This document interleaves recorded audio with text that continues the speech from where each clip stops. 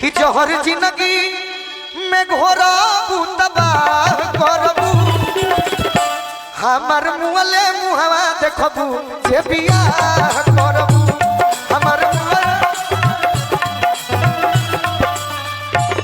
जहर जिंदगी तेरे याद में यूं ही जिया करेंगे, गम बर्दाश्त नहीं होगा तो पिया करेंगे।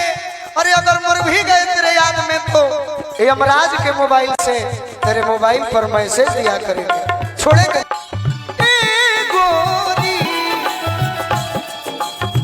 देख लो दुनिया वाले, यही प्यार का नतीजा है।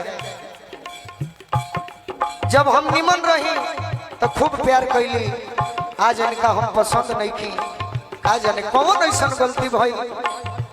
अरे जरा पाने की चाहत में बहुत कुछ छूट जाता है, नदी का साथ देता हूँ समंदर रूठ जाता है। मोहब्बत लिखने पढ़ने में आसान दिखती है साहब, मोहब्बत को निभाने में पसीना छूट जाता है। वाह।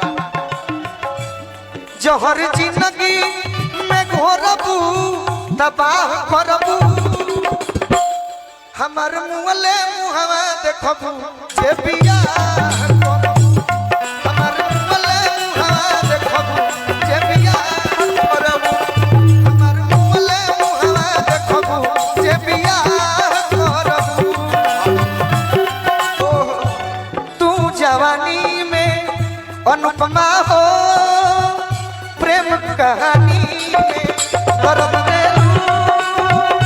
तू जवानी में अनुपमा हो, प्रेम हमारा